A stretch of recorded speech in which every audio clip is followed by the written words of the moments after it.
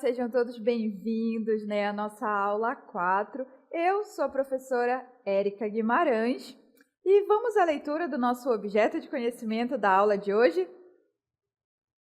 Então, no objeto de conhecimento, abrange composição, estrutura e localização do sistema solar no universo. E o detalhamento é a formação da Lua, a posição aparente dos astros na esfera celeste e a velocidade da luz. E vamos à nossa aula.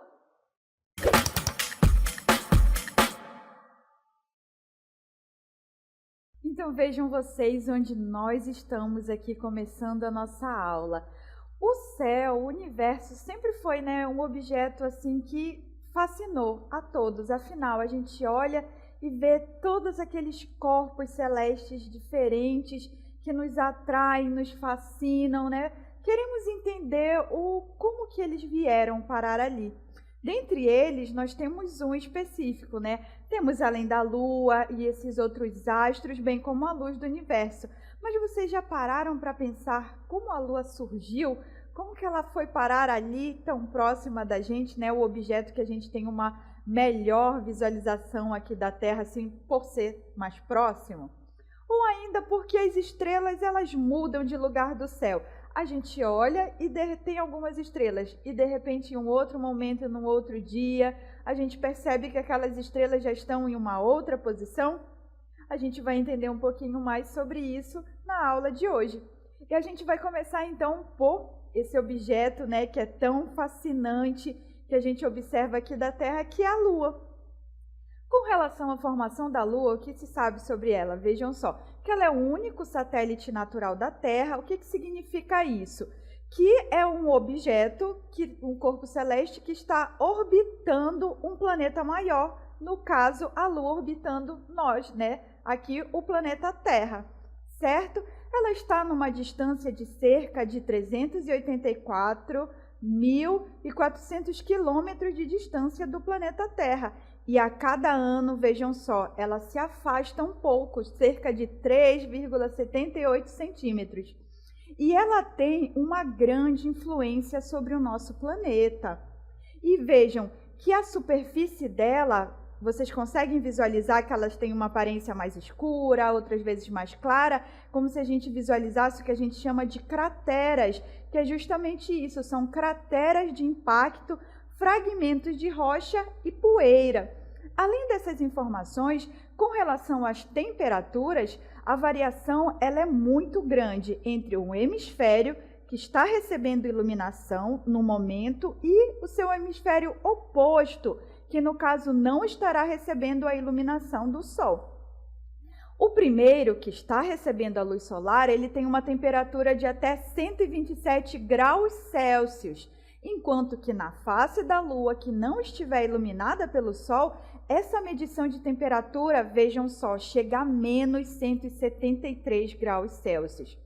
Já a força da gravidade, que é a força que atrai os objetos para o centro dela, ela experimenta aí uma gravidade na superfície lunar que é 6 vezes menor do que a nossa gravidade terrestre. Ou seja, a gente seria um pouquinho mais, digamos assim, soltos na superfície dela, mais leves. E como que essa Lua, como que esse satélite natural, ele foi parar ali, professora, orbitando o nosso planeta Terra? Vejam vocês que tem uma teoria chamada Teoria do Grande Impacto, que fala pra gente como que ela surgiu. Ela também, essa teoria é chamada de grande colisão. Vamos entender um pouquinho mais sobre ela. Essa é a principal teoria de formação da Lua e ela data de 1975 e considera que um corpo celeste do tamanho de Marte, do planeta Marte, e esse corpo celeste, ele se chamava Theia, ele colidiu com a Terra. Vejam a imagem aí, que tem dessa colisão entre dois corpos celestes e que essa colisão ela ocorreu há cerca aí de 4,5 bilhões de anos, ou seja, no início que o nosso planeta Terra estava se formando. Então ele estava ali também em formação, se consolidando, todos os seus seus níveis que iam ser formados ali do seu centro de magma, entre os outros estratos que comporiam, né, o nosso planeta Terra. E, como ele estava em formação, ele era então uma grande bola pastosa e quente. E um pedaço do globo terrestre, ele teria se soltado e formado a Lua. Vamos ver uma imagem que representa esse evento chamado de grande impacto e que originou a Lua? Vejam só. Então, na formação da nossa Lua, que está aqui na nossa imagem, nós temos o planeta, né, o corpo ali, chamado Theia, e que ele teria então colidido com a nossa Terra ali em formação. Vejam só o momento do impacto, onde eles se encontraram, e aí desse impacto pegou e foi projetado então pedaços ali, né? Esse corpo se desintegrou, Theia, e pedaços da Terra também teriam se desprendido do nosso planeta que ainda estava em formação e formaram o que a gente chamou de disco de detritos. Vejam só que ao redor do planeta a gente visualiza então essa série de objetos chamados de detritos, que estavam sendo atraídos pela força da gravidade do nosso planeta. Então ficaram ali orbitando e que ao longo de milhares de anos, esses detritos eles foram se aglutinando, ou seja, se juntando e se condensaram até formar o nosso satélite natural chamado Lua, que é o que nós temos, né, a imagem dela tão linda no nosso céu noturno. Mas vocês sabiam que, entre outras, né, coisas que fascinam a gente sobre a Lua, vocês sabiam que tem um lado oculto da Lua? Por que existe esse lado oculto? Não sei se vocês já ouviram falar. Vejam só, a Lua ela realiza 2 movimentos lunares, que é um movimento de translação ao redor da Terra, ou seja, ela vai rodear a Terra, certo? E ela também executa um movimento chamado de rotação, que é sobre o seu próprio eixo. Então, ela gira em torno dela mesma. Esses 2 movimentos, tanto de translação ao redor da Terra, veja só aqui na imagem a linha tracejada, que eu vou mostrar para vocês. Esse aqui, a Lua orbitando ao redor da Terra, movimento de translação. E o movimento que ela faz ao redor dela mesmo, vejam só aqui vocês, ali está representando o período de rotação.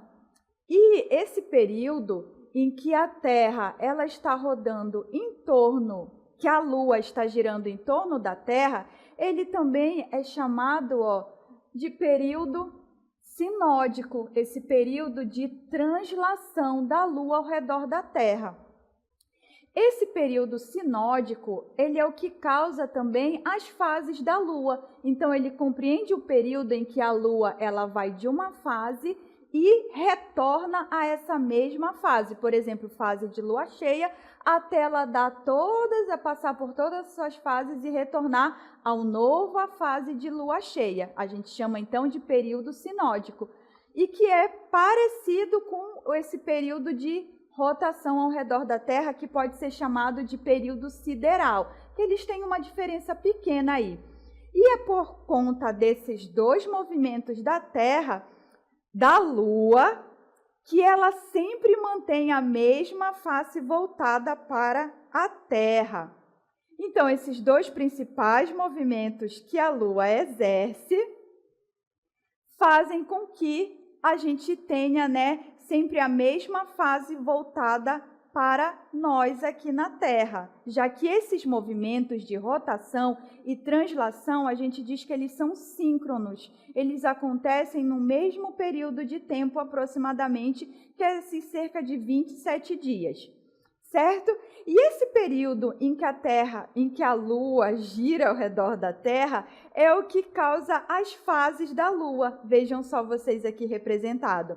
A Lua ela é uma fonte secundária de luz, o que significa que a iluminação que ela emite, ela é derivada da luz que ela recebe do Sol, porque quem emite luz é uma estrela e a nossa estrela é o Sol. Então, o nosso planeta, bem como a Lua, não tem luz própria, recebem a iluminação do Sol.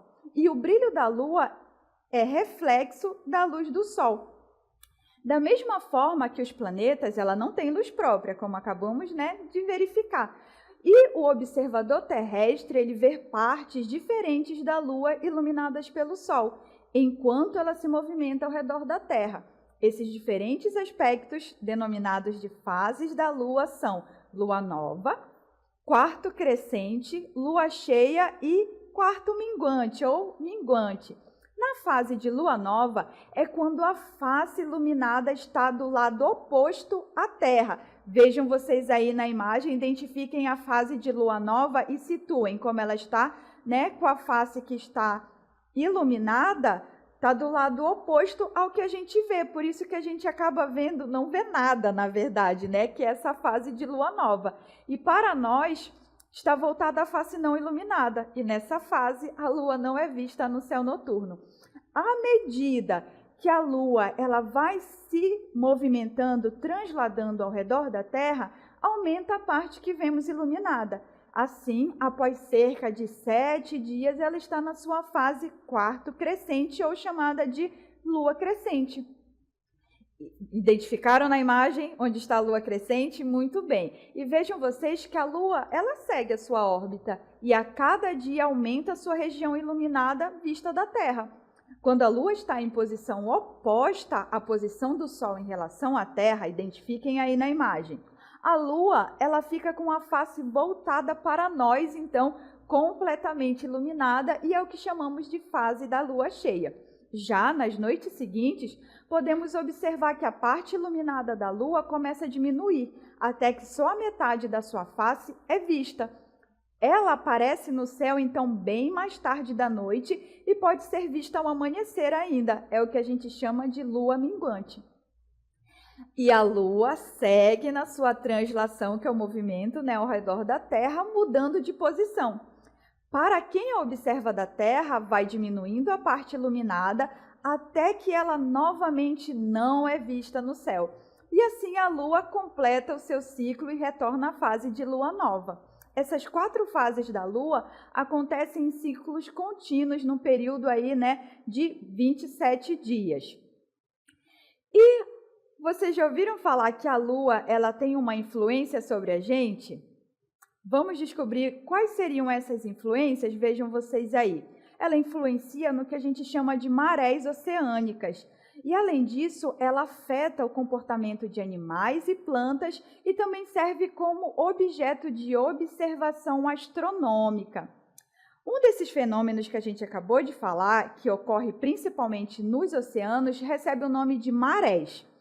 As marés, elas consistem em oscilações do nível da água do mar, provocados pela força gravitacional da Lua. Então, são períodos que quem mora próximo de um corpo d'água, do oceano, que sofre essa influência da maré, percebe que ao longo do dia a água está mais próxima ali da areia ou ela pode estar mais distante. E aí a gente teria que caminhar mais até chegar na água. Isso é o fenômeno da maré, essa oscilação, então, nesse nível da água, certo? E vejam vocês que, embora a Lua atue sobre toda a massa terrestre, o efeito ele é mais bem percebido nos oceanos. E essa oscilação, ela produz ainda correntes utilizadas para a geração de eletricidade, processo conhecido como energia das marés. As marés e o movimento das correntes marítimas, elas são importantes ainda para a manutenção dos climas no planeta Terra. Então, a Lua também está influenciando nesse sentido. E o movimento orbital que a Lua realiza em torno da Terra produz determinados fenômenos percebidos tanto nos elementos presentes na superfície terrestre, quanto nos visíveis no céu em períodos específicos. Entre esses eventos, nós temos os eclipses. Temos o eclipse lunar e o eclipse solar. Um eclipse ocorre quando um corpo celeste ele passa pela sombra de um outro corpo celeste, gerando então o eclipse. Vejam vocês que eles são fenômenos que ocorrem devido à posição entre a Lua, a Terra e o Sol, como vocês podem verificar na imagem. Então, todos esses corpos celestes, eles estão envolvidos no fenômeno que a gente chama de eclipse. Quando ocorre um eclipse lunar, vejam só a posição específica da Lua com relação à Terra. Vejam que ela está na sombra da Lua. Conseguem visualizar? Vejam só a Terra projetando a sua sombra sobre a Lua, nesse cone de sombra. Esse eclipse lunar, ele acontece na fase da Lua cheia e ocorre quando a Terra fica entre o Sol e a Lua. Olha a posição da Terra entre o Sol e a Lua, que passa pela região, então, da sombra da Terra. Olha a Lua na sombra da Terra. E a Terra, nessa ocasião, vejam, está bloqueando os raios solares que iluminam a Lua. E a sombra da Terra se projeta na Lua, podendo cobri-la parcial, que é o que a gente chama de eclipse parcial, ou cobrir totalmente, que é o que a gente chama de eclipse total. Além do eclipse lunar, nós temos aí o eclipse solar. Vamos ver a posição desses três corpos durante o eclipse solar. Então, vejam que no eclipse solar, a Lua está à frente da Terra. Olha a posição da Lua aqui, na frente do nosso planeta Terra. Então, o que acontece nesse caso? Ocorre quando a Lua ela fica entre o Sol e a Terra, ou seja, na fase de Lua nova, e todos ficam alinhados em uma reta só. Verifiquem, vejam só vocês esse alinhamento dos três corpos celestes. Nessa ocasião, a Lua bloqueia os raios solares que iluminam parte da Terra, ocasionando assim o fenômeno de eclipse solar. Todos esses fenômenos, seja a Lua, sejam os eclipses, a gente faz observando o céu. E vocês sabiam que todo esse céu, vejam só vocês, que imagem linda que nós temos de um céu noturno aqui. Tudo que a gente está observando nele está dentro do que a gente chama de esfera celeste. Vamos compreender o que eu estou querendo dizer com a esfera celeste? Então, ela é uma esfera imaginária. Prestem atenção nessa palavra. Imaginária, e ela não tem um raio definido, ou seja, um limite específico. E ela ocorre, essa esfera, em volta da Terra, que representa a projeção das estrelas como são vistas do nosso planeta. Então, vejam só que aqui na imagem a gente tem como se fosse uma pessoa que está observando o céu. E tudo que ela observa é o que a gente chama de esfera celeste. Tudo isso que é o nosso céu visível, nosso céu que a gente está observando. Então, ela representa um conceito astronômico que descreve uma esfera, ou seja, um círculo imaginário de raio indefinido com a Terra localizada no seu centro. Vejam a posição central da Terra. Nessa esfera são projetados todos os objetos celestes visíveis, como as estrelas, os planetas e outros corpos celestes, eventualmente. E a esfera celeste ela é uma ferramenta útil para descrever a posição dos objetos no céu, independentemente da sua distância da Terra. Vamos conhecer, então, alguns pontos que servem para nos orientar na esfera celeste. Vejam só aí, que existe o que a gente chama de posição aparente dos astros. Por quê? Os astros eles parecem mudar, certo? Mas, na verdade, quem está se movendo é a Terra. Então, o movimento da Terra, na verdade, cria a ilusão do caminho do Sol e da Lua no céu. Vejam na imagem que a gente tem alguns pontos que vão nos referenciar na esfera celeste. São eles os polos celestes. Vejam aqui que a gente está com o Polo Norte celeste e aqui, representando o Polo Sul celeste. Os polos, eles são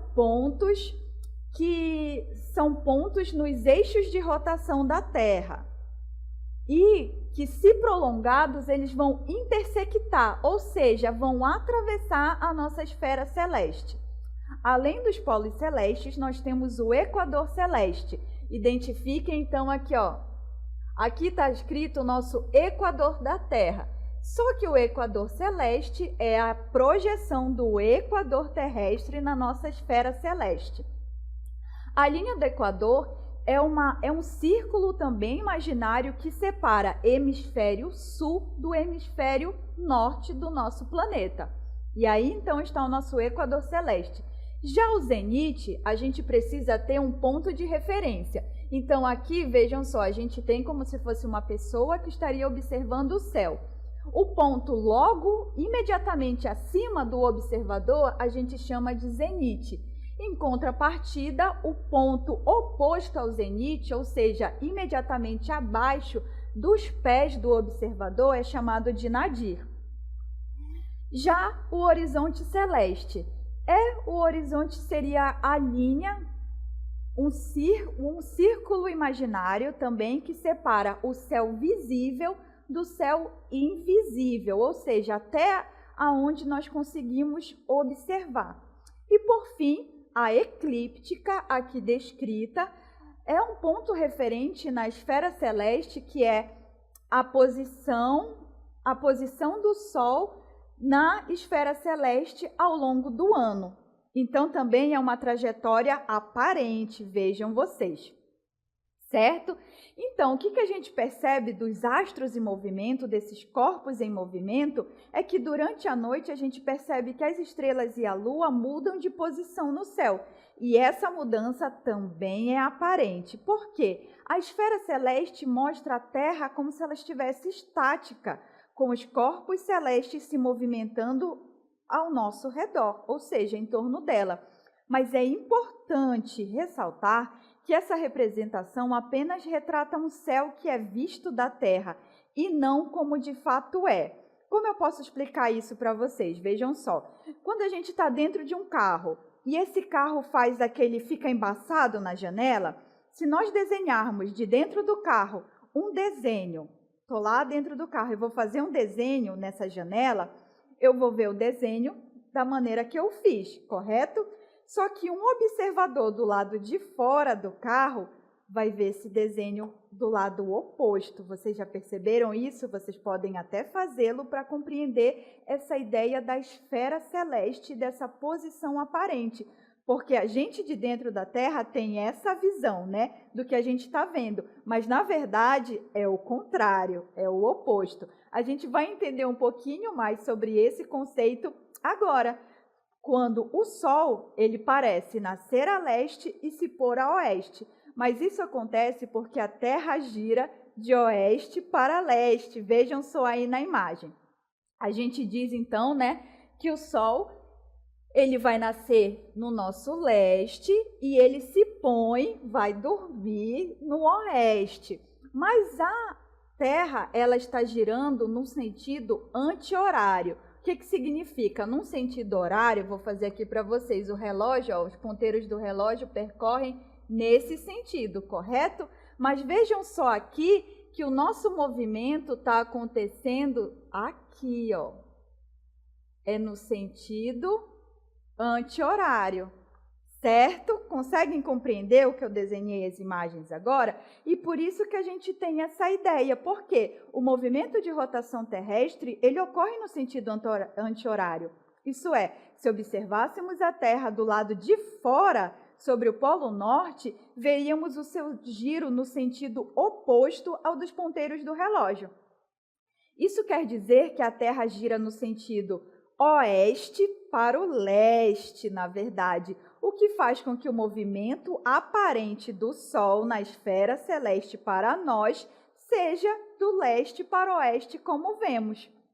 E essa relação também é feita com os pontos cardeais. A gente tem essa orientação na esfera celeste, mas os pontos cardeais, eles fazem uma representação geográfica que nos ajudam, então, aí a nos situarmos na esfera celeste. Vejam só vocês que já devem ter estudado a Rosa dos Ventos, que mostram, então, a posição geográfica, né? Vejam só, norte, sul, leste, oeste, onde a gente aprende que no leste o Sol nasce, no oeste o Sol se põe.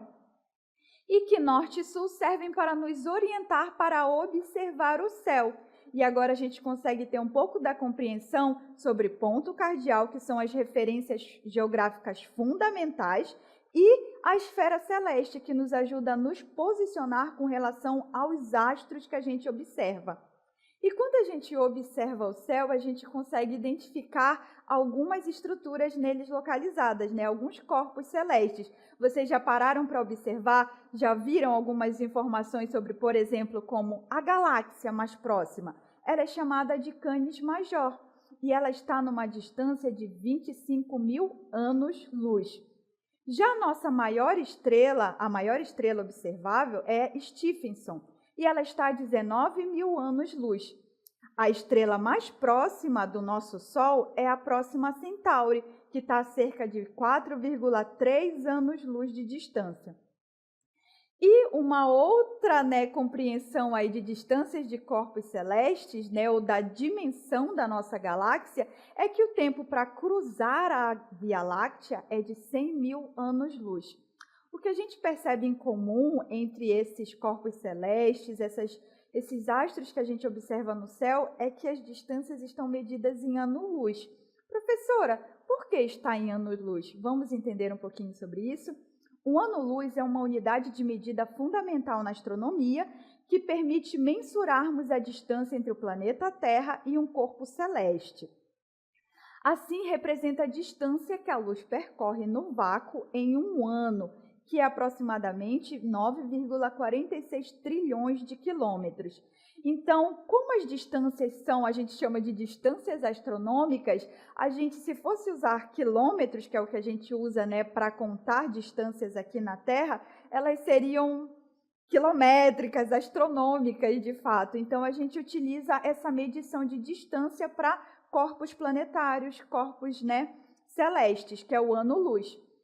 E a gente utiliza, então, a velocidade da luz, que é cerca aí, de 300 quilômetros, 299.799.458 metros por segundo, para ser mais exata, ok? E esse ano-luz é a distância que a luz percorre em um ano. A velocidade da luz ela é incrivelmente rápida, cerca de 300 mil quilômetros por segundo. Isso significa que a luz pode dar quase 7,5 voltas ao redor da Terra em apenas um único segundo. A imagem apresentada aqui, então, que vocês estão visualizando, demonstra de forma digital qual seria o efeito visual de um observador frontal viajando à velocidade da luz e como ele veria tudo à sua volta. E com relação à luz no espaço, vocês sabiam que a gente vê o passado do universo? Por quê, gente? A luz da Lua, ela leva cerca de 1 segundo para chegar até nós, da Lua. Já a luz do Sol leva cerca de 8 minutos. Então, mesmo que o nosso Sol morresse exatamente agora, a gente levaria 8 minutos ainda para perceber que o Sol morreu. A gente ficaria sem saber que isso aconteceu. Porque demora esse tempo, para a luz percorrer do Sol até o nosso planeta Terra. E como vocês viram ali que a gente situou algumas galáxias, algumas estrelas próximas, e foram aquelas tantos anos-luz de distância, o que a gente vê é que essas estrelas, algumas delas estão a milhares de anos-luz. Por exemplo, a galáxia Andrômeda, que é a mais próxima de nós, que está a 2.537.000 anos-luz de distância. Então, o que a gente vê agora, que é observado através dos telescópios, é a luz que eles emitiram há todos esses anos, atrás. Por isso que é dito que quando a gente olha para o nosso céu, a gente está olhando o passado. E da mesma forma, essas estrelas que estão distantes, se nós fôssemos observados, eles viriam muito atrás e não o que na verdade está acontecendo aqui no nosso planeta Terra agora. Por isso que olhar para o céu é ver o passado dos corpos celestes, pois a luz ela gasta, como a gente viu, um certo intervalo de tempo para sair dos objetos observados e chegar até a Terra. E o inverso também é verdade, da Terra para chegar até esses objetos.